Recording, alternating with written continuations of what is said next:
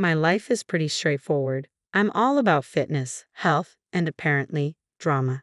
At 26, I'm juggling my career as a fitness trainer and managing my health blog. That's where I met Mark at the sports center. What began as a casual connection quickly blossomed into something special. He has this vibe that's hard to ignore, and before we knew it, we were caught up in what you might call whirlwind romance. Let me set the scene for you. It was a scorching summer day, and I was about to meet Mark's family for the first time. I felt a mix of nerves and excitement, dressed in a simple knee-length dress with short sleeves. Nothing flashy, but apparently enough to stir the pot. Mark had warned me that his family was a bit traditional and protective. He mentioned his mom, Linda, in a tone that left me puzzled. She has strong opinions, but don't take it to heart, he said, oblivious to the fact that those were more like red flags than reassurances. As we stepped into their family home, Mark's younger brother, Alex, greeted us with a hearty smile. Then came Linda. The atmosphere shifted dramatically. It felt like the temperature dropped a few degrees. Her eyes scanned me from head to toe, lingering on my arms. "Is this how you dress to meet your future mother-in-law?" she asked, her voice icy. A bit bold, don't you think? I was taken aback, scrambling for the right words. Mark squeezed my hand, a silent show of support. "Well, it's summer, and it's pretty hot outside. I thought this outfit was decent and comfortable," I managed to say. "Comfortable or not, it's about first impressions," Linda shot back. I would have expected something more appropriate. Mark jumped in to smooth things over. "Mom, it's really hot today. Erica looks fine. Let's not start off on the wrong foot." But Linda wouldn't let it go. "I'm just saying, Mark, it's about respect. But fine, let's have dinner." Dinner turned into a tense affair, the conversations around me feeling superficial while Linda's earlier remarks loomed overhead like a dark cloud. Alex tried to lighten the mood with jokes and stories, and I was grateful for his effort. Mark kept giving me reassuring looks, but I could sense the damage was done. After dinner, while I was helping with the dishes, Linda cornered me in the kitchen.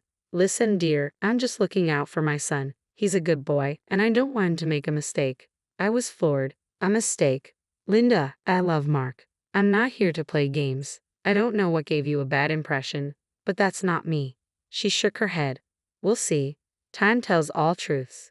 The ride home was quiet, and Mark apologized for his mom's behavior, though I could tell he was upset too. "She can be protective, but this is too much." I sighed and leaned back in the seat. "It's okay, Mark, but if this is how it's going to be, we have a rocky road ahead." As wedding planning began in earnest, Mark and I were all in, picking out decorations, tasting cakes, and finding the perfect attire. I fell in love with a stunning dress, sleek and just a bit revealing, but nothing outrageous, or so I thought until Linda caught a glimpse. "You plan on wearing that in front of the whole family?" she blurted out. "It looks like you're aiming for a beach party rather than a wedding." I tried to laugh it off. "It's just modern, Linda. Plus, it'll be a warm day, and I want to feel comfortable." Mark squeezed my hand, a signal to avoid a battle we couldn't win, but Linda's frown said it all. She muttered something about tradition and decency as she walked off.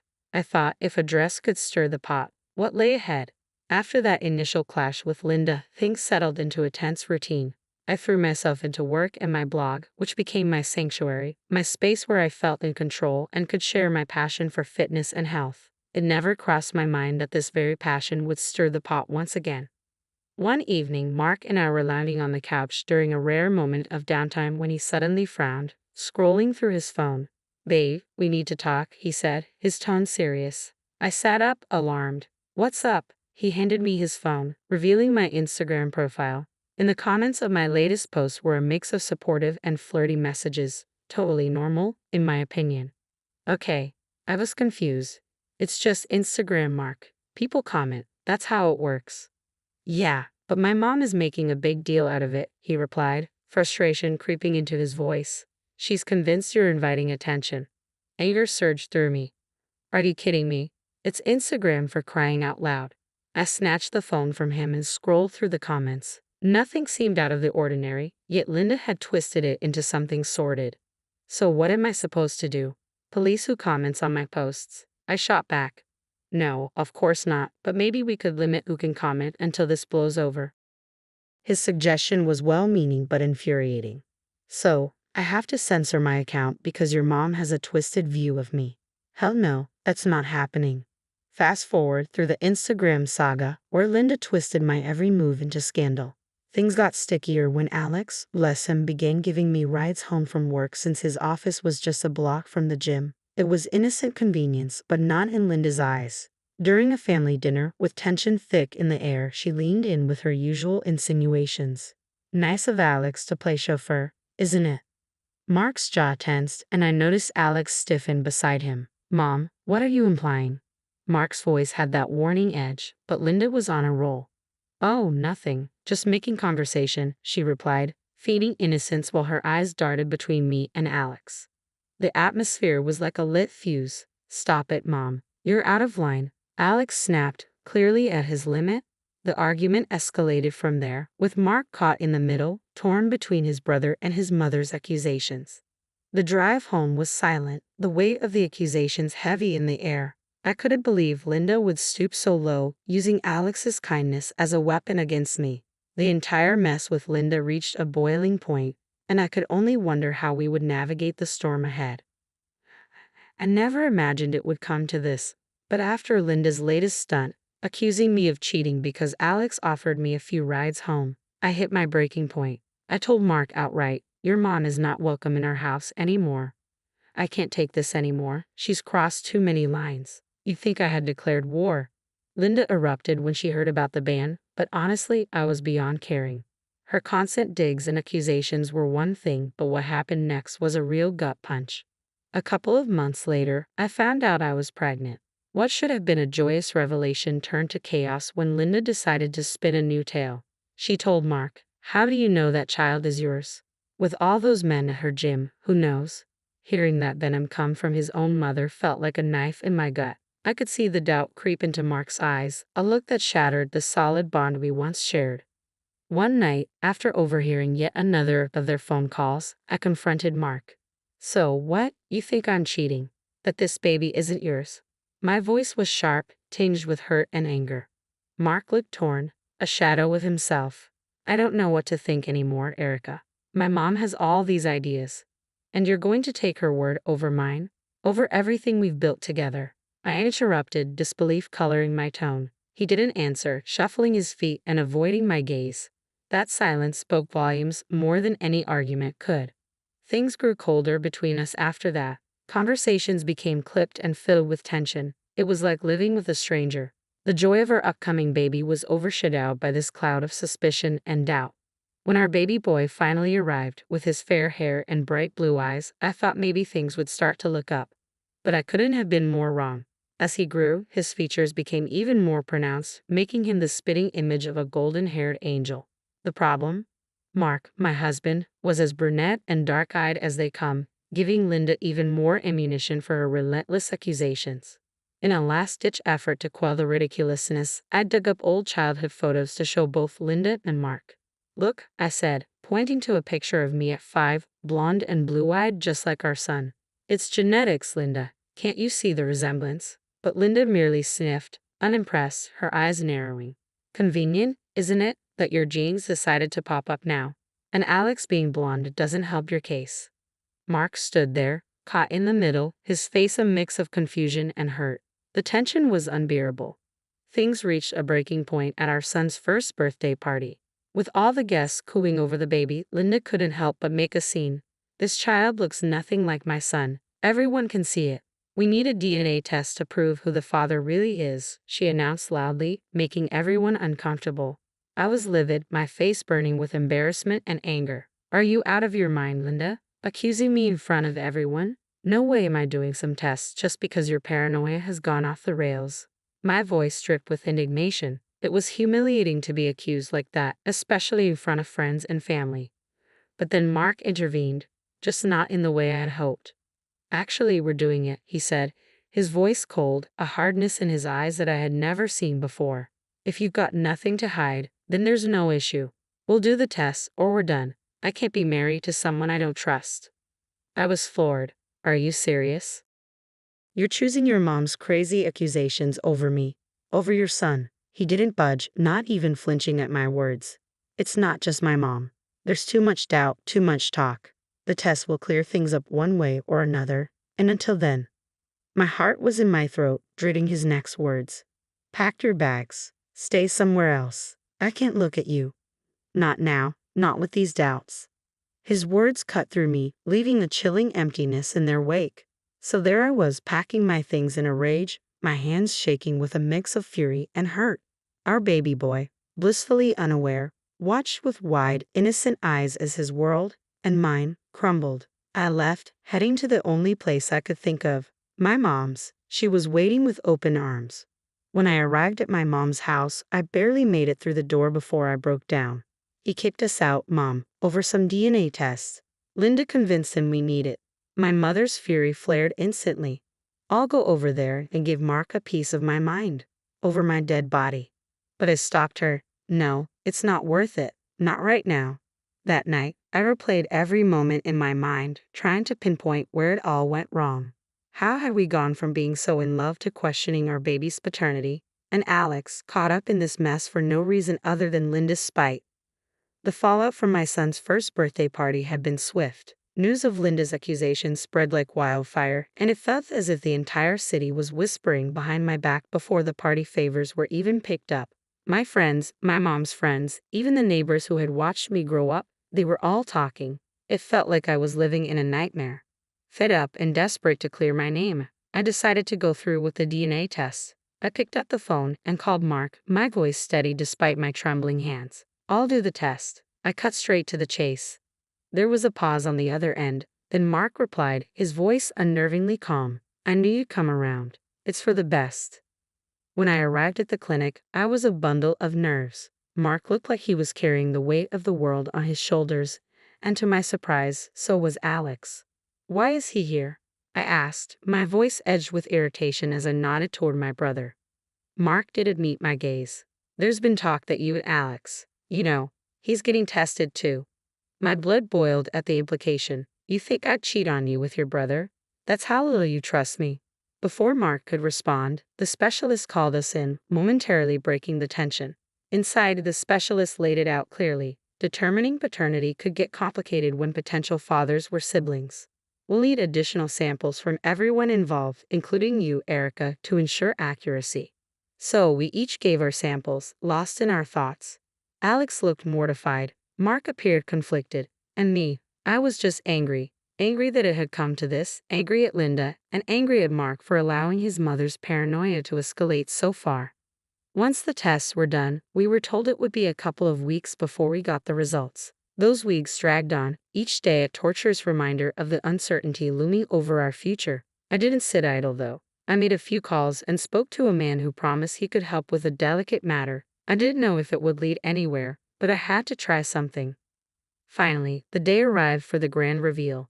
The tension in Linda's living room felt almost tangible, wrapping its icy fingers around my heart. My son clutched my hand, sensing the storm brewing but oblivious to its cause. Ever the self-appointed master of ceremonies, Linda dramatically sliced open the envelope containing the DNA test results, her anticipation palpable as she hoped for a scandal that would validate her accusations. But the moment she peeked inside, her expression faltered and disappointment washed over her. The father is Mark, she announced, her voice losing its usual sharpness. Mark, who had been a bundle of nerves, visibly relaxed, a smug smile spreading across his face as he turned to me. Well, there you have it. No harm done, right? You can come back home now. His words ignited a fierce mix of disbelief and anger within me, and I couldn't help but let out a bitter laugh. Come back after all this? You must be joking. He blinked, taken aback by my reaction. But you're innocent, Erica. Isn't that what you wanted?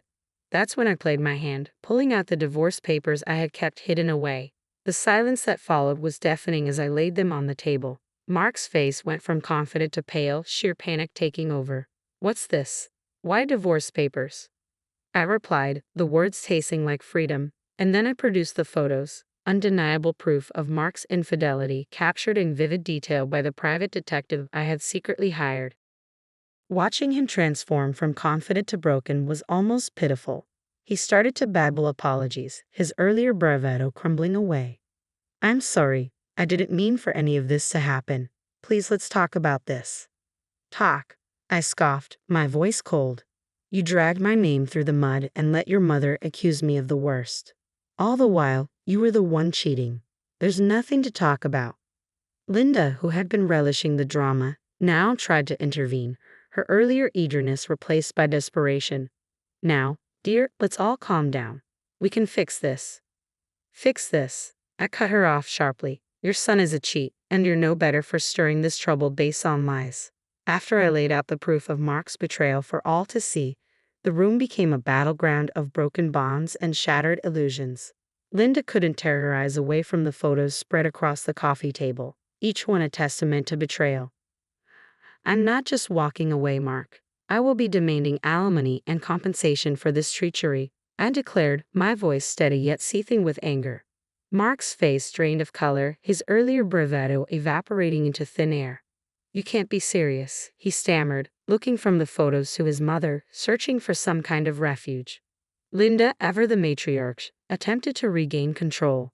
Oh please, she was never right for you. She would have cheated on you sooner or later. You're better off without her. That's when Alex, who had been simmering quietly with rage, exploded. Enough. His voice echoed off the walls. I'm done with all of this, with both of you. He pointed at his mother and brother. After everything you put her through based on nothing but your twisted suspicions, I'm out. Linda turned to him, her face a mask of shock and desperation. Alex, please don't say that. I was just trying to protect our family. Protect? He scoffed, his scorn palpable. Is that what you call this? Destroying relationships and spreading lies? I can't be part of this family if this is what it stands for. I'm moving to another city and starting fresh, away from all this madness. Later, as I relayed the events to my mom, her words provided a cold comfort. That's the price of Linda's folly. Her arrogance and stupidity cost her her own sons. Maybe now she'll see the harm she's caused. The fallout was immediate and absolute. Alex followed through on his promise, moving away and cutting ties. Mark was left to face the consequences of his actions, with his mother's manipulations creating a chasm too wide to bridge between them. Life after the dust settled was different, not easier, but clearer, like I was seeing everything for the first time again. My mom and I had many long talks about it, sitting on her old comfy sofa with cups of tea that always seemed to go cold before we finished. Mom, I started one evening, the sky outside painted with calm I didn't quite feel inside. Do you think I made the right choice with everything? The divorce? Standing up to Linda and Mark like that? My mom set her cup down, looking at me with those wise eyes that had seen more of life than I ever wished to. Darling, you did what you had to do. You stood up for yourself, for your dignity. That's more important than staying in a marriage built on distrust. The biggest change, besides the obvious, was Alex's departure. He called me once just before leaving. I can't stay here, not after everything. I need to start fresh somewhere where every corner doesn't remind me of all this. I understand, I said. You'll always have a friend in me, Alex. You were the only one who really saw me through this mess. He chuckled, the sound holding a shadow of our shared troubles. You take care of yourself, all right? After hanging up, I felt a pang of loss, not just for the relationship I thought I had with Mark, but for the family I thought I belonged to. Months passed and life found a new rhythm. My blog started gaining traction, becoming a space where I could share not just fitness and health tips, but also personal stories of resilience and starting over. It resonated with people more than I expected. As I settled into this new chapter of my life, finding solace in the routine I'd built for me and my son, my phone rang out of the blue one afternoon. The screen flashed a name I hadn't seen in a while, Linda. My initial instinct was to ignore it, let it go to voicemail. But something, maybe curiosity or a desire to finally put it all to rest, made me answer. Hello. Her voice came through shaky and laced with regret. Erica, I was wondering, could I see him? My grandson. The audacity of her request stopped me cold. I was transported back to that living room, feeling the weight of her accusations all over again. You've got some nerve, Linda, I said, my voice steady but firm. After all the hell you put us through, now you want to play grandma? You didn't even want to see him before.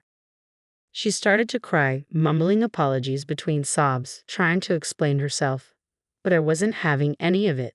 Save your tears, Linda. It's too late for sorry. But please, I just want to make things right, she pleaded, desperation creeping into her voice. I sighed, a deep, weary sigh. You should have thought of that before you made your bed. Now you get to lie in it alone. Without waiting for her response, I hung up. The finality of the click echoed through me. It was harsh, but necessary. A line had been drawn, and for the first time in a long while, I felt like I was in control of where things were headed. Looking at my son, now a little older and wiser beyond his years, I knew we were going to be okay. We had each other and a future that was ours to shape.